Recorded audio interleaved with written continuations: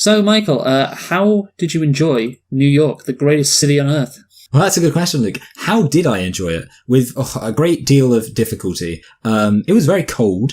That was my main takeaway from New York. Very cold. It's very big too. That's like what a lot people of the say. buildings were very tall. Yeah. Very bright as well. And also, I kept walking out in front of traffic. You moron.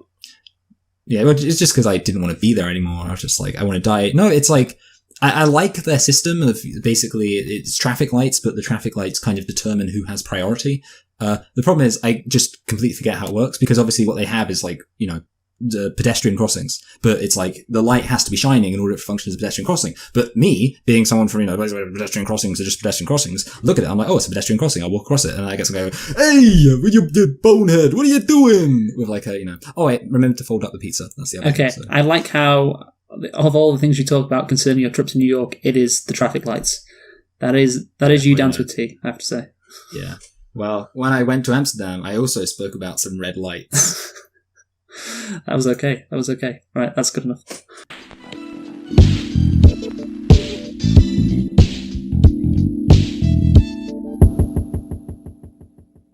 Hello and welcome to Select and Reflect, the movie review podcast where we look at films that have come out in the near and distant past, we give them a couple of watches, and evaluate them beyond first impressions. I'm your host Michael, and I'm joined as always by my co-host Luke, and this week we are celebrating the Oscars by looking at a film which didn't win any Oscars at all, such a failure, but it was nominated for a butt ton, would you say? Or maybe less than a butt ton, but either way, it was Vice. So, Luke, why don't you tell us a thing or two about Vice? Well, yes, Michael. It was nominated for 8 Academy Awards at the 91st. That's a butt ton. Well, yeah, it does seem like a butt ton, and it won nothing, apart from Best Makeup and Hairstyling. Oh, yeah, Yes, it did win that. yes. Well done. But obviously, reason why we're doing it, it was nominated for Best Picture, and obviously Christian Bale got a nomination for Best Actor, which I thought he was going to win. I gave him my, Lock my of the Lock Week. of the Week when we did our Oscar predictions last year, and he came up short to Rami Malek.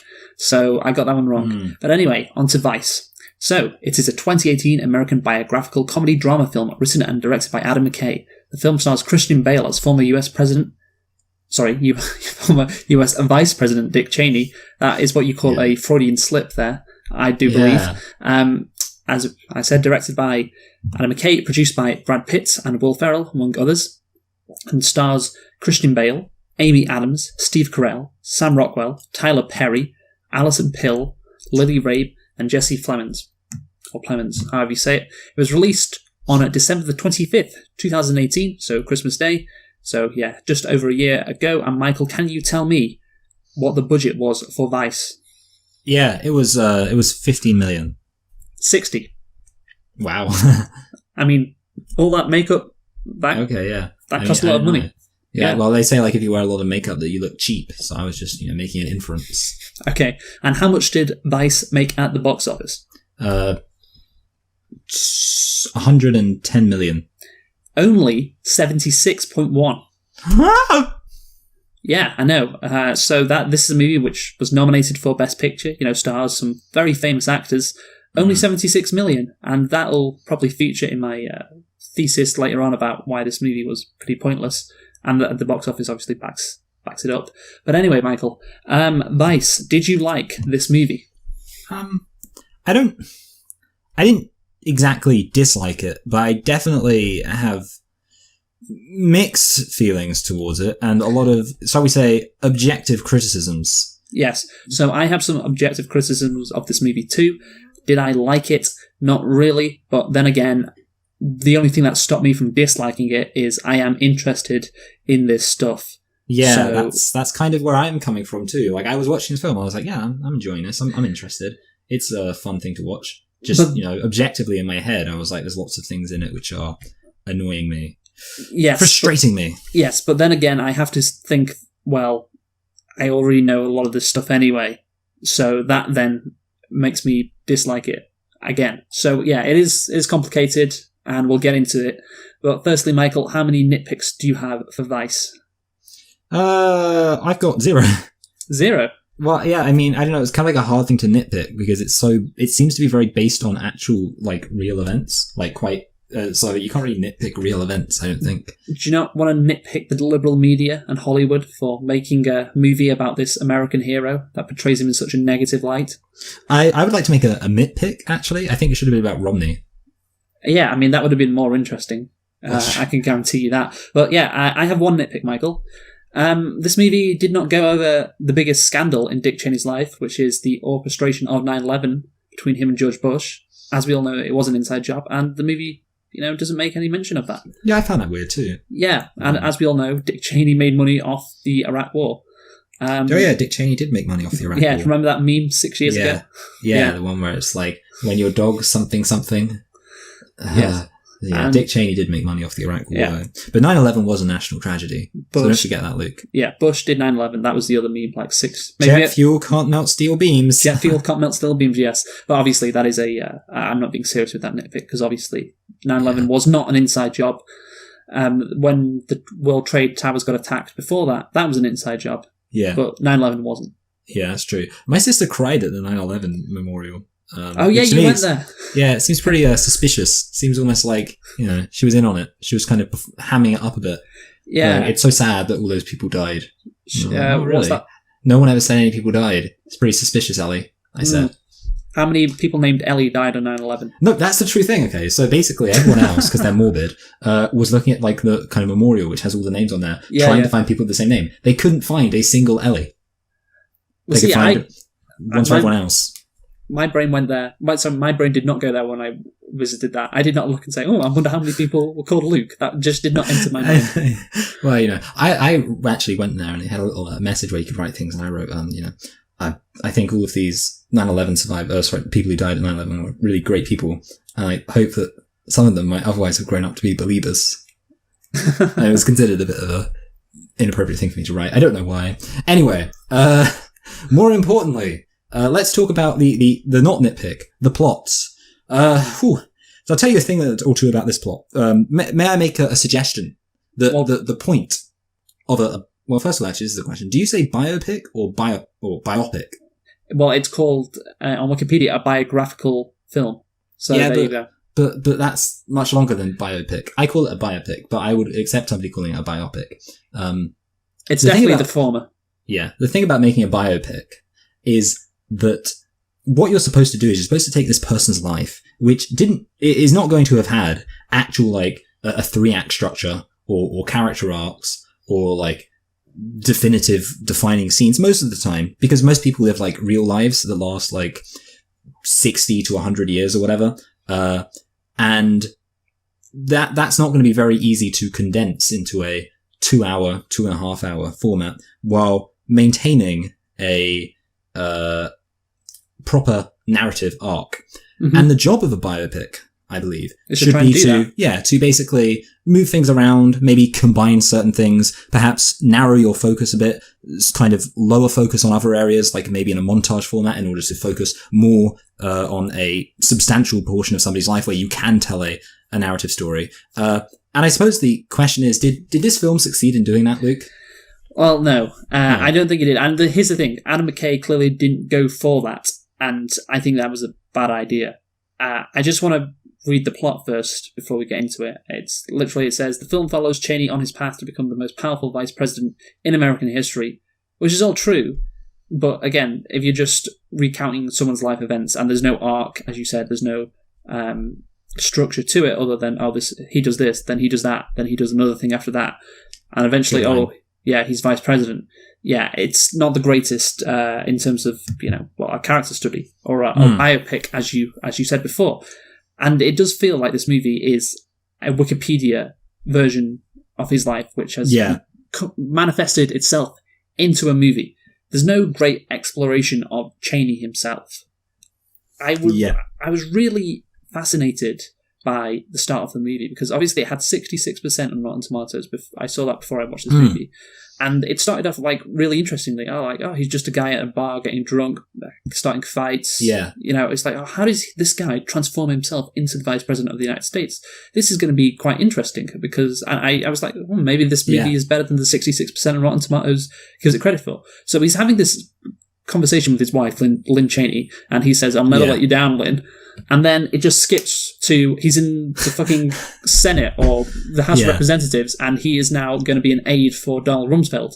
There's no in between at all. Surely that is where, if you're doing a biopic, you should have a lot of your focus on how does he get from the lowest of the low to being in a situation where he is an aide to a congressional person like Donald Rumsfeld. So, I think that, like, a lot of the time, I mean, good biopics, one of the things they'll do is kind of just tell the story of somebody's life. And obviously it doesn't work all the time. I think you can make an argument it wouldn't have worked with this film necessarily, but they'll tell the story of how somebody went from being a nobody to then the beginnings of becoming a success. And obviously then the subsequent period of their success is already well known. So that can kind of just be inferred. And there are obviously films that I don't think would have worked with this because obviously much of Dick Cheney's interesting stuff did happen after his success. But that would be a thing you could do. And obviously that would have scratched your itch in that regard. Yeah, certainly. I think here's the issue. McKay, like I said, didn't want to make that movie. He didn't want to figure out how Cheney became the person he eventually became. And I think that key thing is his time at the University of Wisconsin, because obviously he got kicked out of Yale, as the film says. And then when he's deciding which congressional person he's going to be an aide for, the guy says, hey, I'm another guy from Wisconsin. So it'd be nice to see him at the University of Wisconsin, discovering himself and discovering like who he wants to be. That crucial bit is just left out because McKay wants to focus on all the bad stuff Cheney did. So that right there is something which I disagree with because it doesn't make it that good a movie if you are doing that. Yeah, I think one of the things that I would kind of make a contrast to, just on the thoughts of like biopics, would be something like we obviously did The Darkest Hour about Winston Churchill. That was just about specifically Winston Churchill's rise to Prime Minister in the context of Britain beginning to lose the war in Europe against Hitler. If Adam McKay directed The Darkest Hour, it would start off with Winston Churchill, like being some layabout, and then he'd have a conversation where he'd go, I'm going to stop being a layabout, and then next thing he'd be an MP, and it would just like show, like I was thinking to myself, how many scenes are there per event in like, or kind of period of Dick Cheney's life? Because when I think about like at other, like for example, the Johnny Cash one, there's like many scenes of him, being a drunkard and hanging around with his wife. And then he goes to join the army and he's hanging out in the army. And then he comes back and he starts, he's written some songs in the army, and then he goes to the gospel kind of recording place and he starts playing some music, and they go, oh, we don't like this. So then he starts playing some of the music he played in the army, and like, oh, that's really powerful and soulful. Point being, like, there's all of these scenes, like setting up, establishing all this stuff, establishing his motivation right up. And then eventually you see him and they go, oh, wow, I really like your gritty, soulful stuff, Johnny Cash. Let's produce it as an album. And it, like, you get to that point through a series of scenes where you're like, okay, yeah, Johnny Cash seems like a real person in this. Yeah, it's literally just, I think that's the thing. It's kind of bad from the start when you've got that, I'm gonna do it. I know I get drunk and fight and get in trouble with the police, but I'm gonna become a respected politician. Next scene, he's a respected politician. You've cut out the most interesting bit of a biopic. That's what you've done. And why have you done that? Well, because you want to focus on all the bad shit he's done in his life. Okay, then it's not really a biopic then. And yeah, it's a bio shit. Yeah, it's a bio shit. And that, I'm sorry, well, biopics don't have to be that way. Okay, they don't have to be that way, but if they're not, then they're probably not going to be a good movie. And this, I don't think, is a good movie. I don't think it should have been nominated for Best Picture. Which is obviously going to be, when we wrap up, we're going to, I think, both conclude on that. Yeah. But anyway, I think, so we've talked about what this movie doesn't include, and the movie is weaker for it. So let's talk about what it does include, the style of this movie. Which was the style at the time. Yeah. So this movie contained a lot of narration. So the first bit of, obviously, the movie starts with the narration, and I was just thinking at the time, well, this is shit. You're doing a character study. Obviously, I was wrong on that. You have to tell the audience how to feel about the character. Really? Is that what you're doing? That's not very good filmmaking if you have a narrator saying, well, this is what Dick Cheney was like. This is what he was thinking at this time, instead of trying to infer it. And obviously, there are comparisons between this movie and The Big Short. Same director, obviously. It's kind of, again, they both have that almost faux documentary style. Yeah. Going with them. And here's the thing, I knew Adam McKay directed The Big Short before watching this movie. But I was like, when there's certain scenes, I was like, oh, I'm getting deja vu here. This is just The Big Short. And obviously, I already knew, okay, this is the same director, but it's like, damn, this is similar. This is similar to The Big Short. But the reason why I think this documentary style works in The Big Short compared to Vice is in The Big Short, there are a lot of complicated things that you have to tell the audience and explain to them. Like, for example, CDOs. I watched The Big Short like a couple of months ago. I remember them talking about CDOs and credit default swaps and ratings agencies, all stuff which the average person doesn't have a clue about. So I'm like, okay, that makes sense that you're trying to explain it to them, and you're trying to explain it in a fun way, with narration, and some scenes with Margaret Robbie in the bath, whatever. I get that. That makes sense to me. The narration works so much better than that in this. I think, when the narration says Dick Cheney then decided he'd be a dedicated servant to power, for instance, we can infer that. Like, we can get that. When he's talking to his wife about Nixon giving him a handshake and saying, oh, it's the best feeling ever. Like, we can infer that he thinks that he just wants to suck up to power. That's all he wants. We don't need the narration. And that's why this, it can be useful in The Big Short, and I think it does a disservice to the movie when narration is employed in this movie. Yeah, so there you go. Yeah, I agree. Yeah. I think the most egregious example of that is when 9/11 happens. And again, we are told to look at Dick Cheney convening with his lawyer. Yes. And it's like, people in the room are wondering why Dick Cheney, the most fateful day in American history, was talking to his lawyer. Like, why couldn't have someone in the background of that meeting say, why is he talking to his lawyer? Or why couldn't we have seen a 10-second shot of him wondering about this 9/11 situation and then quickly calling his lawyer over to talk to him? Instead, the movie narrates and says, Dick Cheney, everyone was being crazy, but Dick Cheney here saw an opportunity. It's like, again, you really don't need to do this. And the thing is, there are parts of this movie where that doesn't happen. When Cheney meets George W. Bush for the first time, when he says, how about you be my vice? There is no narration. We see Bush, stammering around, trying to make himself look, presidential, and you see Cheney looking at the fish in a tank, and playing, he wants to hook Bush, or Bush is a prey, or whatever. And there's no narration, and that's good, because there's nothing needed. We get what he's thinking. It's like, I can use this guy. That's what he's thinking. Yes. And he even thinks out loud himself, which I'm fine with that. I think they should have used that more, to be honest. That's definitely better than narration. Yeah. But that's a good way to make things more interesting, where you don't literally have to spell it out for the audience. And oh my god, that is the most frustrating thing I think about this movie, where again, it worked in The Big Short. The narration, it really doesn't work in this one. So yeah, that's my spiel on that. No, yeah, I mean, basically, I agree. It feels like the problem is it makes it, and you've already mentioned, I think, that it's like a Wikipedia summary. But yes. I've heard that made like as a criticism of bad films, where they say like, obviously in a Wikipedia summary, you just get an explanation like, blah, blah, blah becomes angry after this happens. And basically, the argument is if you say like, character development is like a Wikipedia plot summary. Basically, it's the way of saying like, it's just blah, blah, blah becomes angry when this happens, and it doesn't show it. That's literally what this film does. They're literally saying it. It's just like, yeah, this person felt this way. And again, I mean, just to kind of come back to the central point, because I think you pretty much summed everything up. I don't think there's much I need to say. You've basically covered everything. It's actually, I suppose there's one other thing we should maybe say on the subject of narration. I'll say what I was going to say first, but which is that this comes back to the fact that they didn't want to tell an actual story. So rather than having a character arc where Cheney develops and we see him turn from one person into another based on his actions, based on what we can kind of infer would be his motivations, instead we get a character saying, this happened. And just to get us basically to the next scene, so then we can see all the other things that Dick Cheney did in his life. But the other thing I want to talk about is the fact that you have this, because I wanted to mention this, the guy who is doing the narration is some ginger guy.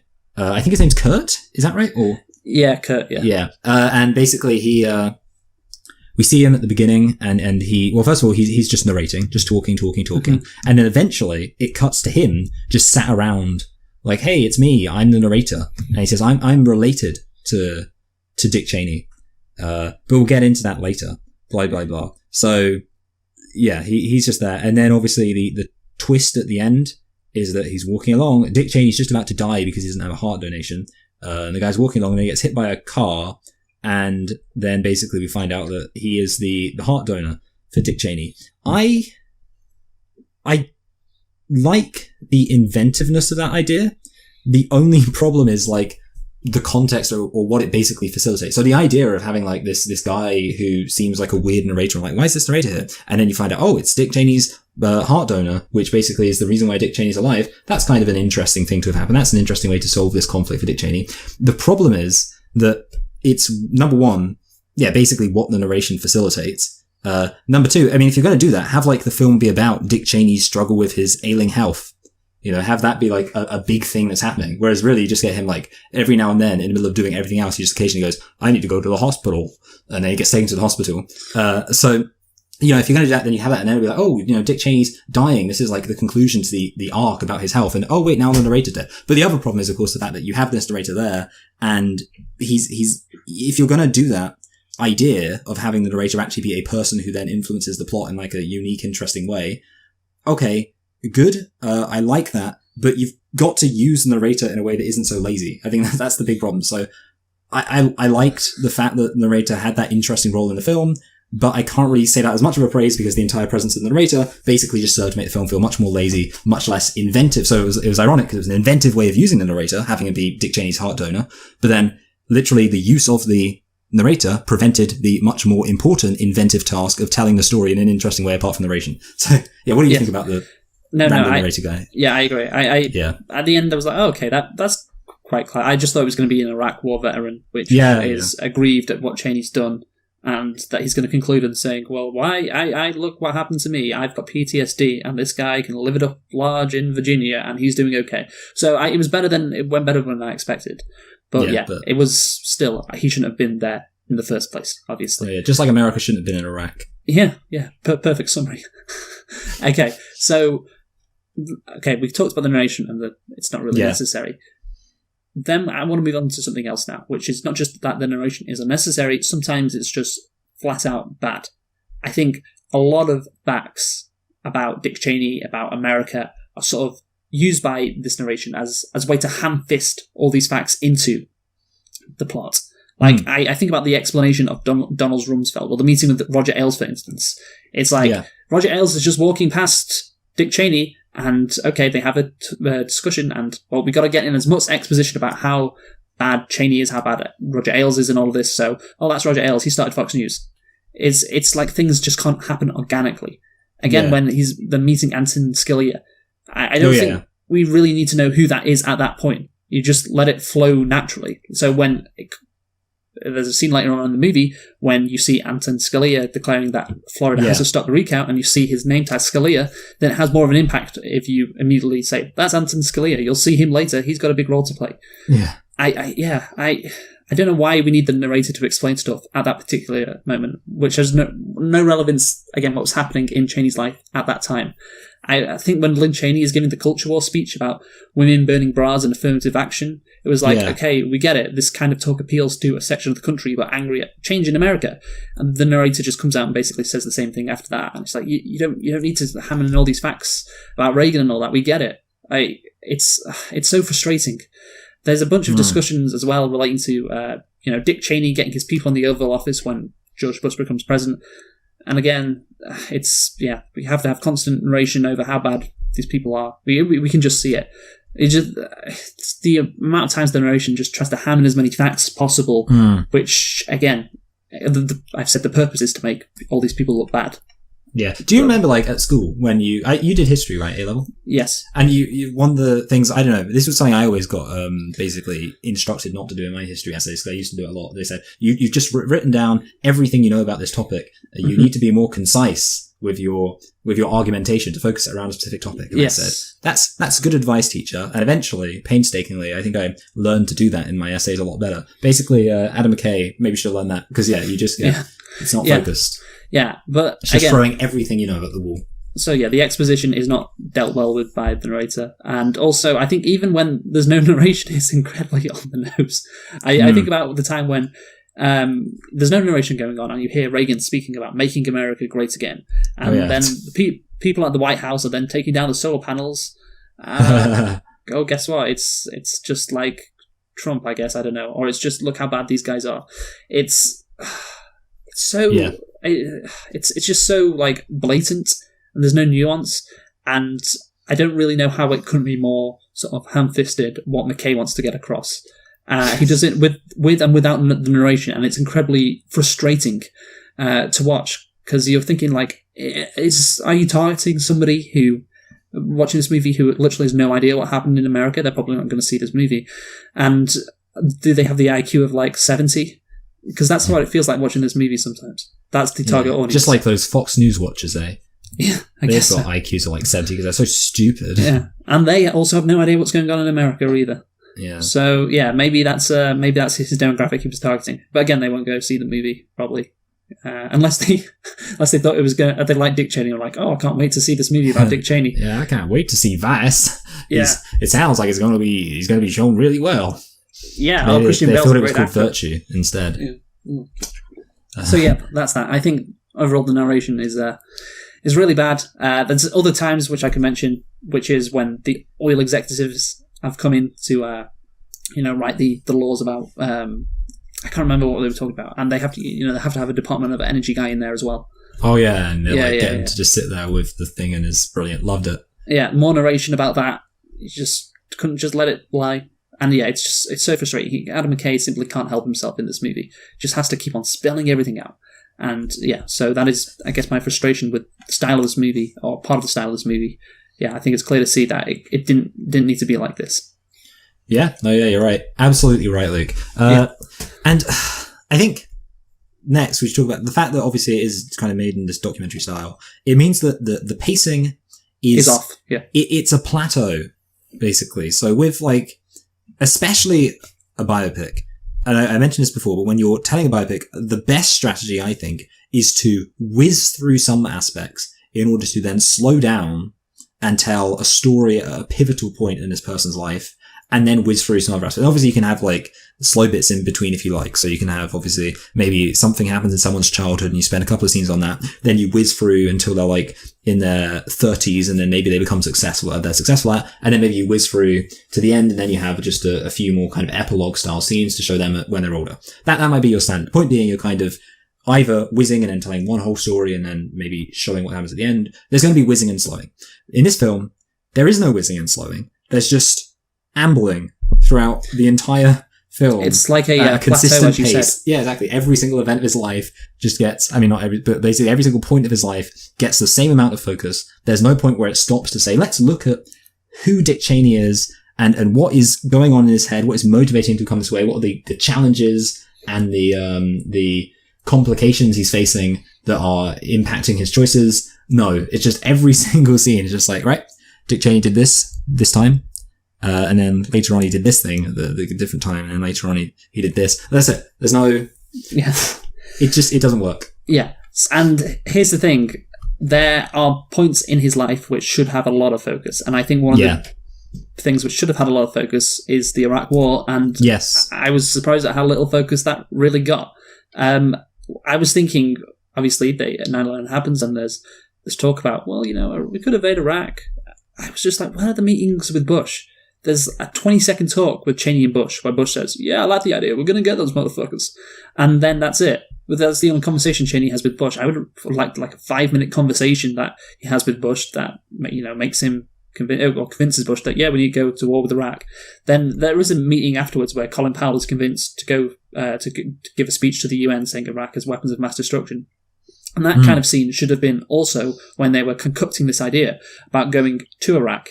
They have Rumsfeld, Cheney, a couple of other people, I forget who they were, but they have this dinner in this restaurant where they talk about going to Iraq, and again, that takes 2 minutes. And I'm thinking, this is the big thing, the genesis of Iraq and going to war with Iraq. That's the legacy of Cheney and Bush. That's what they'll always be remembered for. And it feels like there's really not enough attention paid to it. And it's because, you're right, Michael, with this directing style, it's just this movie, you have to seemingly rush through everything, and there's no standout moments. Every single instance of his life seems like it's paid equal attention to, which isn't the case, obviously. If you're doing a biopic, there should be some moments that stand out, and Iraq should be a moment that stands out.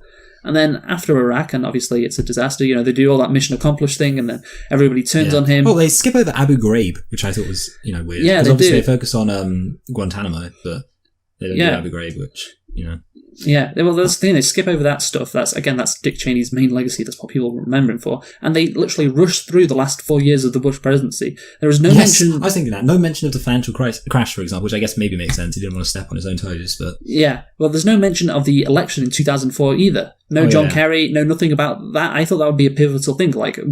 Cheney mentioned before to Bush, oh, you're a war presidents always do better, when he was saying, his dad should have attacked Saddam in 91 or something. And so I thought they'd have an emphasis on that. Maybe that's Karl Rove's grant. He controlled that, so Cheney didn't have that much of an influence. But I'm really surprised they didn't mention the election of 2004.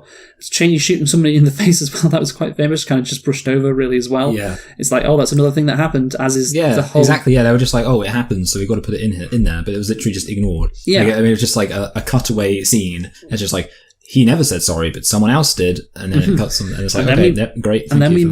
And then we move on, yes. And the stuff with Halliburton as well. I think I obviously didn't know a lot about the Iraq War several years ago, but I do remember that company's name coming up, Halliburton. Yeah, and it's like there's one 20-second scene where, some generals are saying, we're concerned about the billing of the United States government by Halliburton.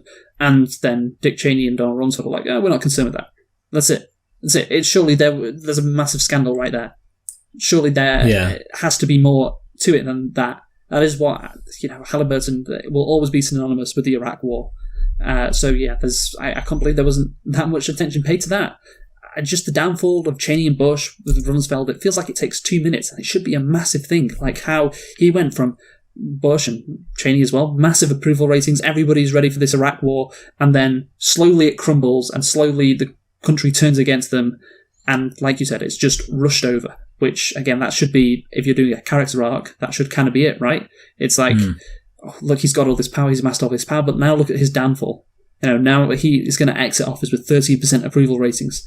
Like I said, it should be a big thing, and the movie doesn't give weight to it because, like you said, the movie has a plateau style, not like whizzing. What did you say before? I don't know. I think I just said whizzing and slowing. My whizzing word was good. I couldn't think of a good word for slowing, but yeah. Yeah, you're whizzing and slowing. There is no slowing, and there should be for the Iraq War and the downfall of Bush and Cheney, which is quite unfortunate, to be honest. So it's quite unfortunate that Dick and Cheney had their downfall. That Bush and Cheney had their downfall. Yes.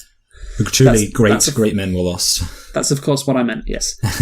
Yeah. So, basically, pacing's not good, which pacing is a definite issue, yes. Yes. And then the final thing we get, really, in terms of the style, is all the weird little things going on, which I think were also used in The Big Short.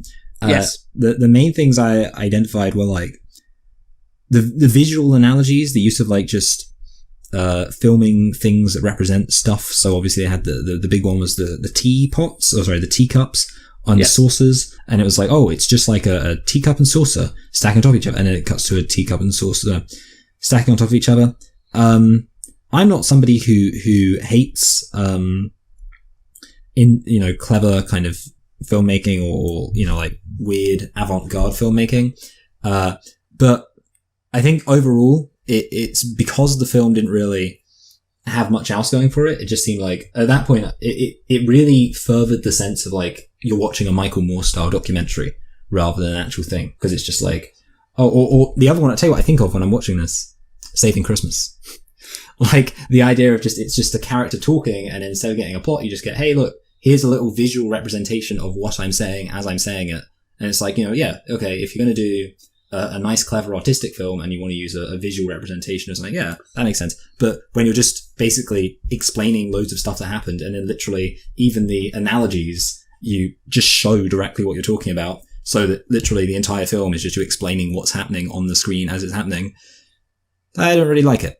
No. Yeah, I agree. Yeah. And then you get like the other weird things, like the fact that they start speaking in Shakespearean because the narrator mentions Shakespeare. You obviously get the scene where at the restaurant, when they're talking about basically the kind of expansion of legislative powers they're going to get, like the Patriot Act and all that kind of stuff, and it's the waiter, and the waiter's like, let me show you all of this stuff.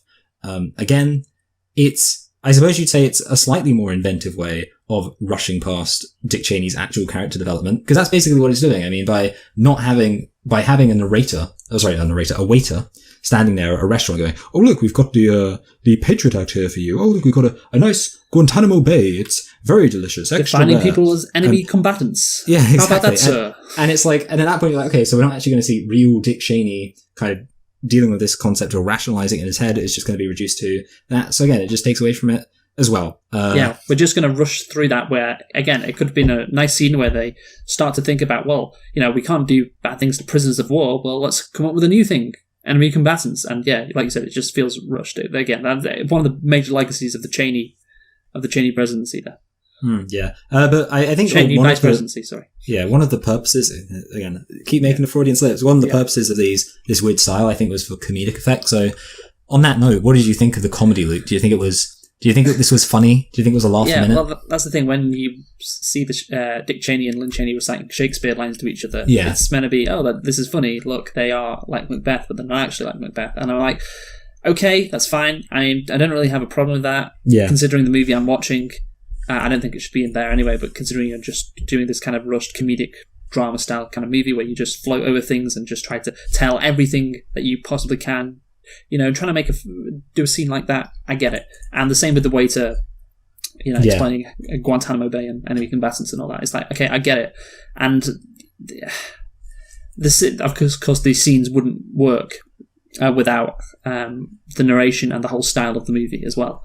So I don't have a bigger problem with this, but again, this kind of thing shouldn't be in the movie in the first place. It should, in my opinion, if you're doing a Dick Cheney biopic, we should have scenes, more serious scenes. There shouldn't really be a comedic tone to it at all. It shouldn't be a comedy drama. It should just be a drama film. I think that would be a lot better. It'd make a lot better movie. And of course, Adam McKay, you look at his history, it's comedies. And even taking a movie like The Big Short, which dealt with some serious issues, he turned it into comedy. And again, that worked because you're dealing with one specific instance, the financial crash in 2008, and a lot of complicated things, which it helps to understand with comedy.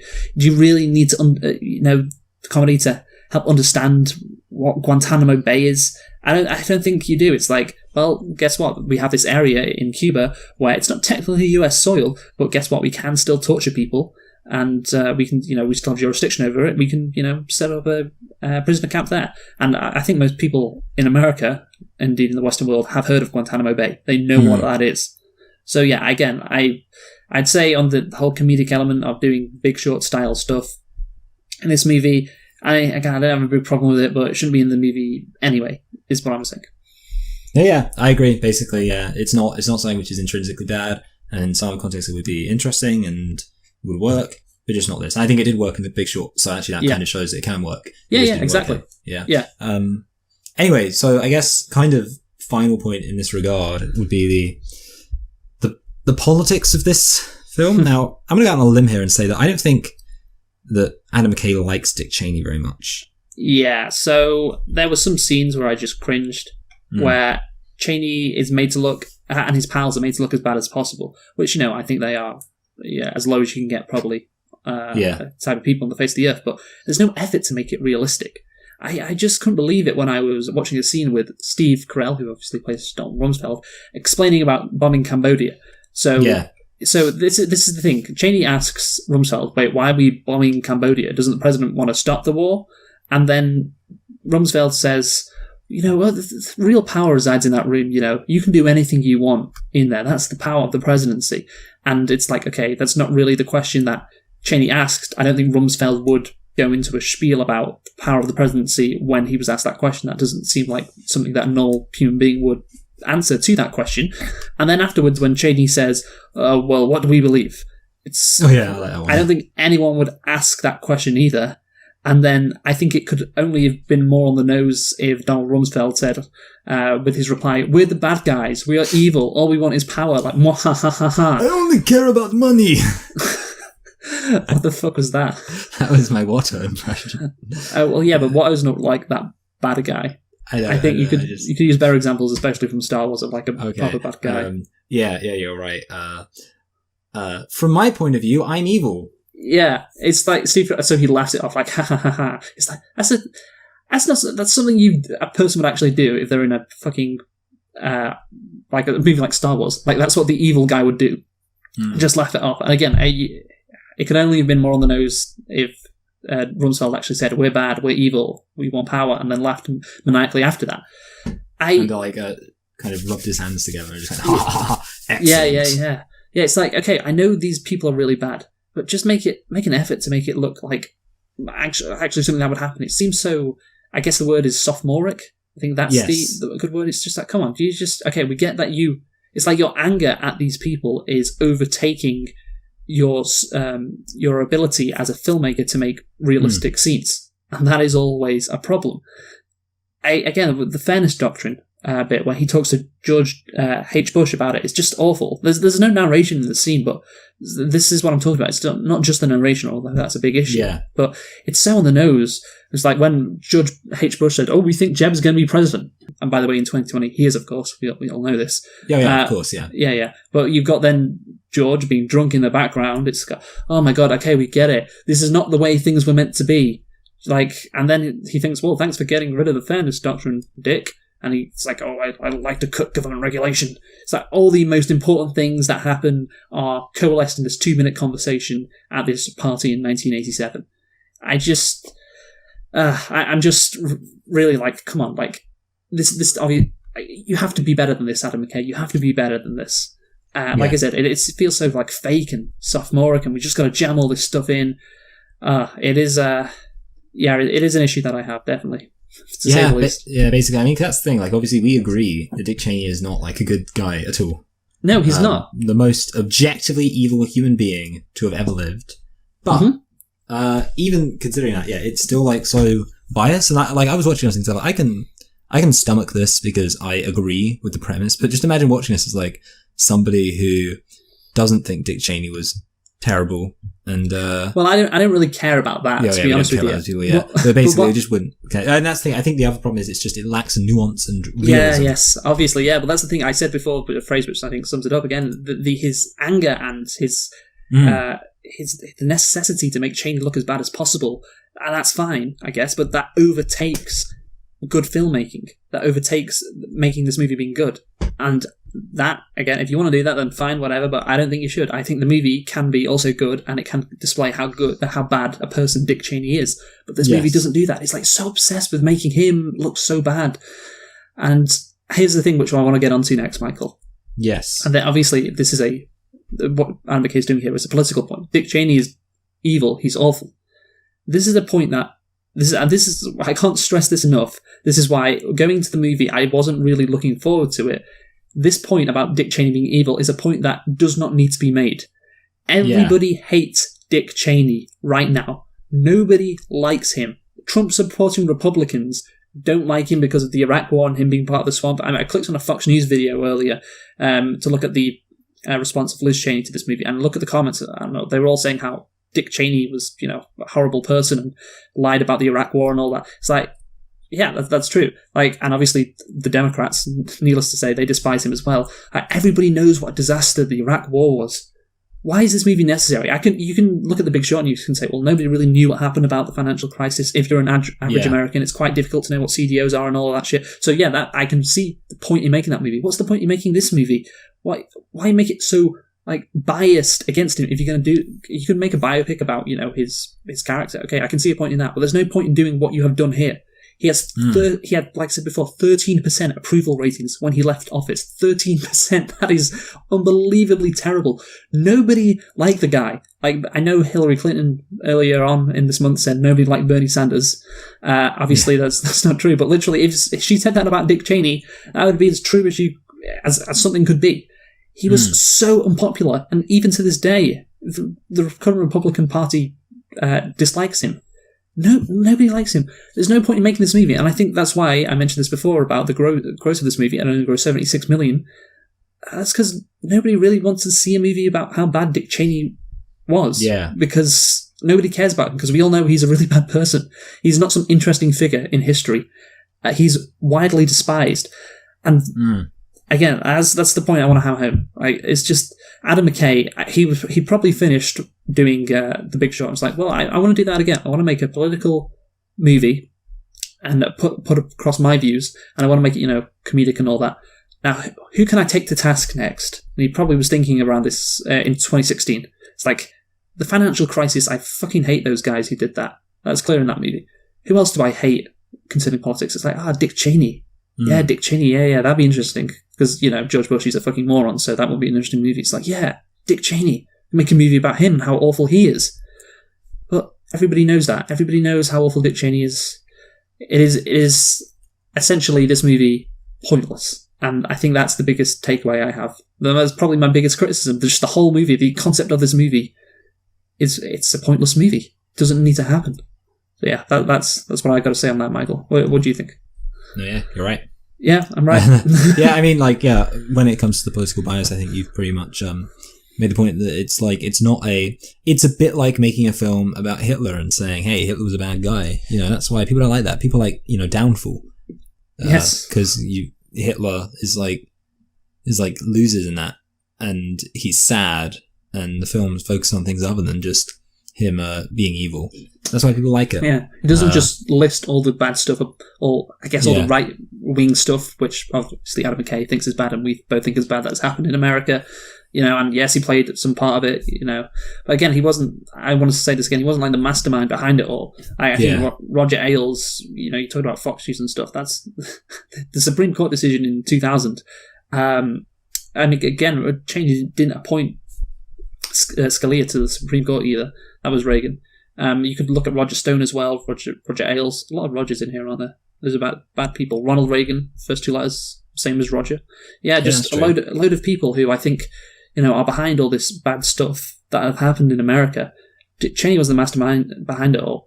And so, again, and that's what this movie tries to do, it tries to focus on how Dick Cheney had an influence in all these different areas. Again, I just don't think he was that important as other people. So even if you're making a political point about how bad Dick Cheney was, I also think there are worse people than Dick Cheney in American politics.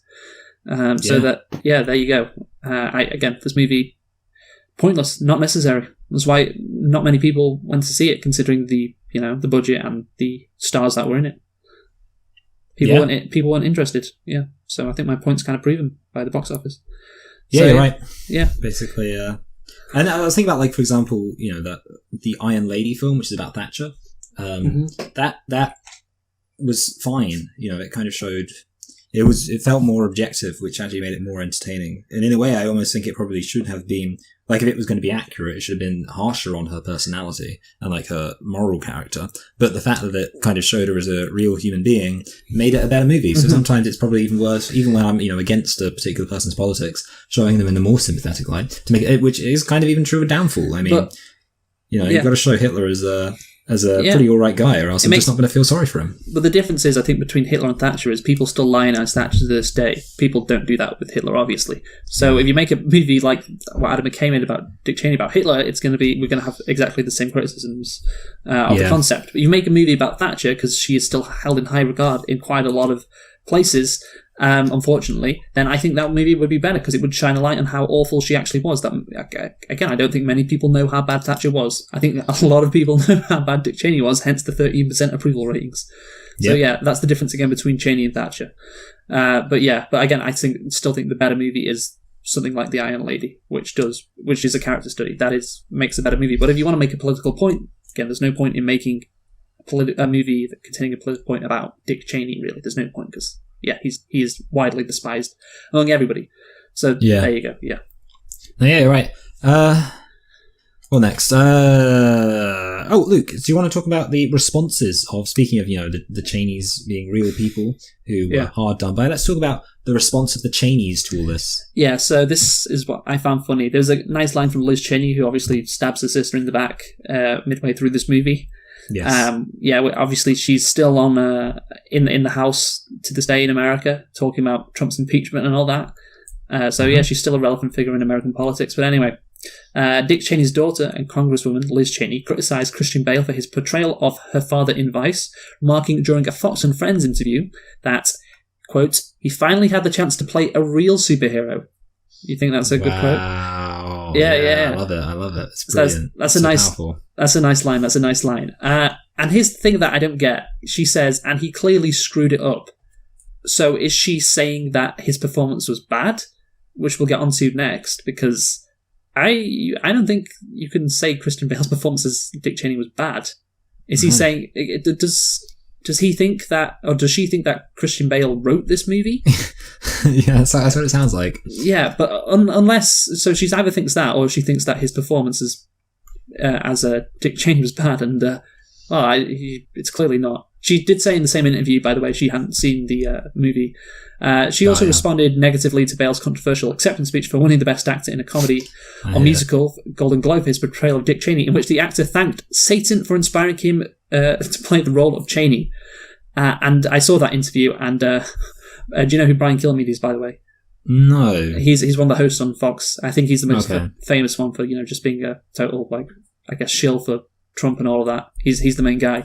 He had this great quote when he was starting to ask Liz Cheney about Vice. He said, I wrote it down. He said, "Well, then you see this movie that nobody saw." So he's saying, well, he's going to go on to talk about Vice, but he has to get in there that actually nobody saw this movie, and it's kind of half true, because it didn't gross as much as probably they expected, but yeah. Again, it's I just found it a hilarious phrase. Then you see this movie that nobody saw. Just have to get in there that movie portraying Cheney as someone who was evil, deeply unpopular. But again, you look at the Fox News comments on that YouTube video, and a load of people saying they have no sympathy for Dick Cheney and they all hate him.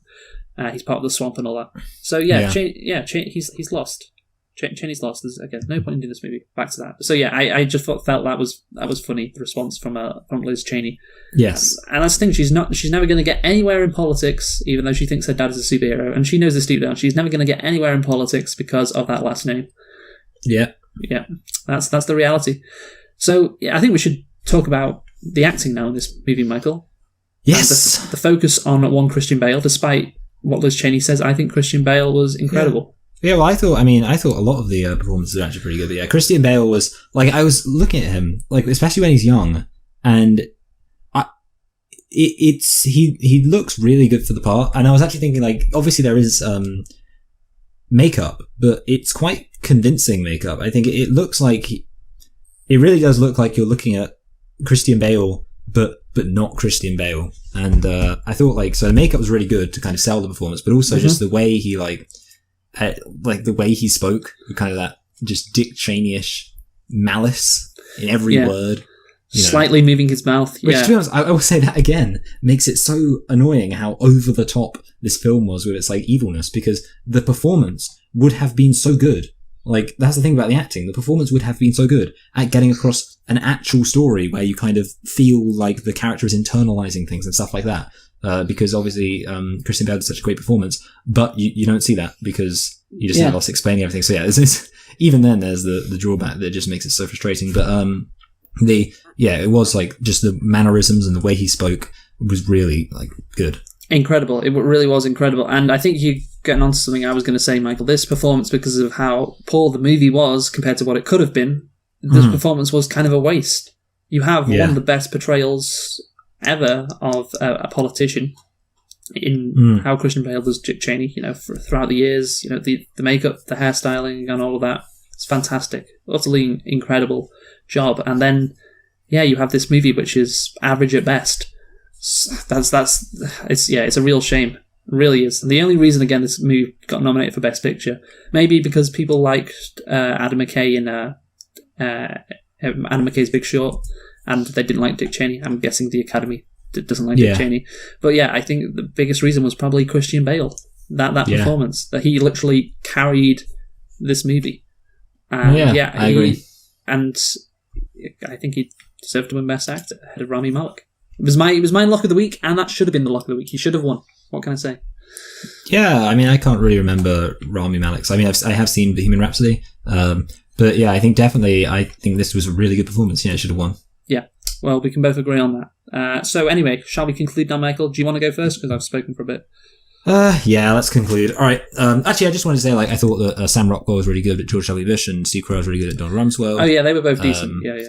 And so I thought all the performances were good. I was obviously there are a few other people who were a bit less significant, but the Bale as Cheney was incredible, though. Yeah, exactly. This film, if there's so much wrong with it, and I suppose I'll start by saying the positives, because why not? The acting is really good. It's a really compelling performance. You watch it, and every single time you're just focusing on Christian Bale speaking and talking I can deal with what's happening right now, and it's interesting. The basic messaging is a bit hackneyed, but at least you're I agree that this guy was pretty evil, so at least I got that going for it. And then the narration, it works kind of well if you just imagine that you're sort of watching a like I say, Michael Moore style documentary spliced into an actual biopic, but ultimately you're not watching that. You're watching a a film, a fiction film, obviously a fiction film based on a real event, but it technically would count as a fictional film. And the job there is to, you have to go back to what the ultimate goal or purpose of somebody should have when they go to make a biopic, which is to take a real person's life, which is going to have ups and downs, which is going to have moments where, things which don't necessarily mean anything. They're going to have all sorts of important events spread out over various meetings and various conversations. And you need to condense that down into, conversations, fictional conversations where they might, reveal something about their motivations, and fictional moments where lots of events that may have happened all at different points are congested together in order to make it so you can be more efficient with how you tell this story. And then because you are more efficient, you whiz through some stuff, you don't show every single aspect of somebody's life, that gives you more time to focus on very scenes that take their time, where the character actually grows as a character and somebody you can believe is a real person. And I think actually, no, I haven't said this yet, but I think this is the main thing which makes this film bad. And I don't know why I'm obsessed with Walk the Line, even though it's been a while since I've seen it, but if Johnny Cash in the film Walk the Line was a fictional person who, was completely made up, and Walk the Line was a fictional film about a fictional, rock singer or blues singer, whatever, Walk the Line would still be a really good film. If Dick Cheney was not a real person and this was a fictional film about a fictional politician, this would be considered a complete disaster of a film. Whereas based on the strength of Christian Bale's performance, if he had actually told the story of Dick Cheney in a more intelligent way, in a way that had proper pacing, in a way that kind of condensed things and moved things around to make them more cinematic, then I could say that if Dick Cheney wasn't a real person and this film was just made about a hypothetical other politician who did all these things, it could still be an interesting film. And that's, I think, the main symbol of how it failed. That if it wasn't about just a real person, you go, oh yeah, Dick Cheney. Oh, it's interesting to see all the things that happened to Dick Cheney in his life. It would have been considered really bad. So the main strength I'm just saying is that, yeah, it's kind of interesting to see things that happen in Dick Cheney's life. I don't hate this film. I think, honestly, I'm going to put it above Captain America: The First Avenger and below Mr. Smith Goes to Washington.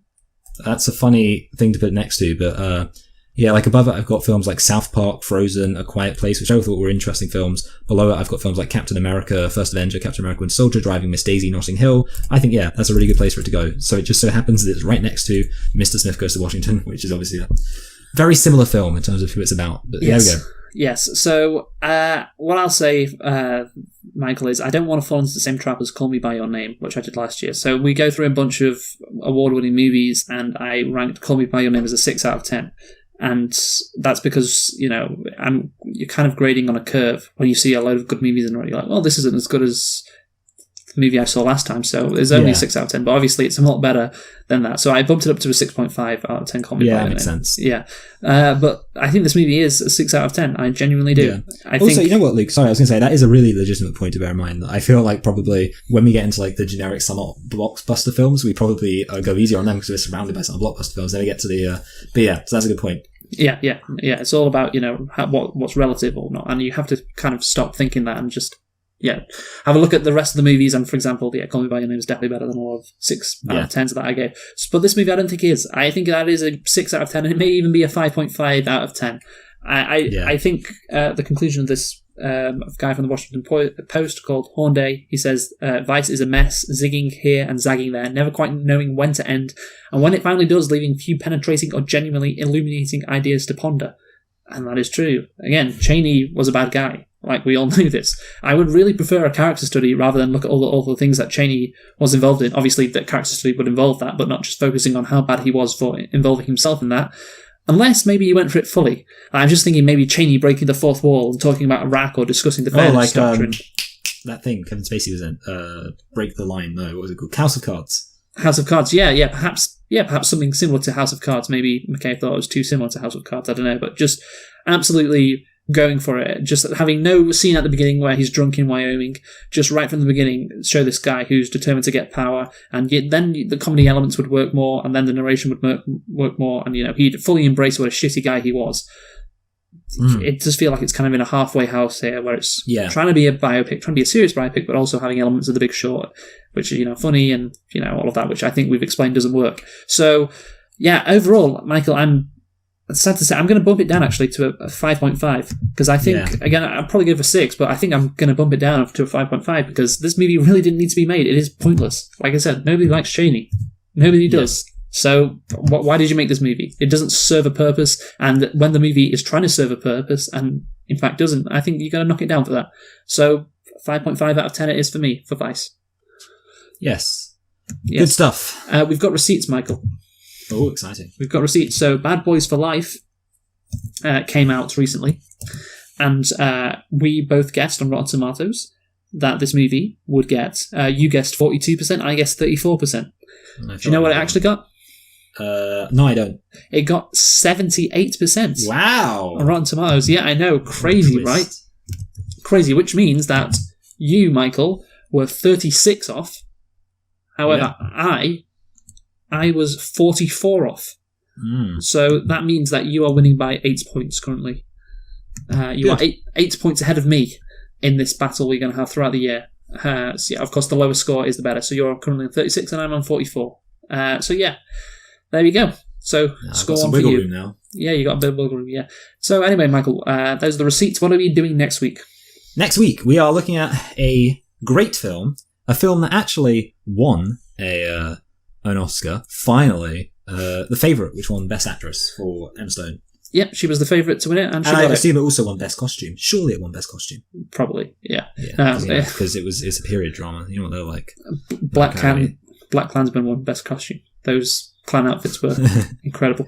Yeah, actually, Bohemian Rhapsody maybe. We'll have to check that out. That could have won. Anyway, so thank you for listening. We have been selecting and reflecting on Vice, an ultimately disappointing movie, I think it's fair to say. Join us next week for The Favourite. Who have you been, Michael? I've been Michael. And I've been Luke. Thanks for listening. Goodbye. Goodbye.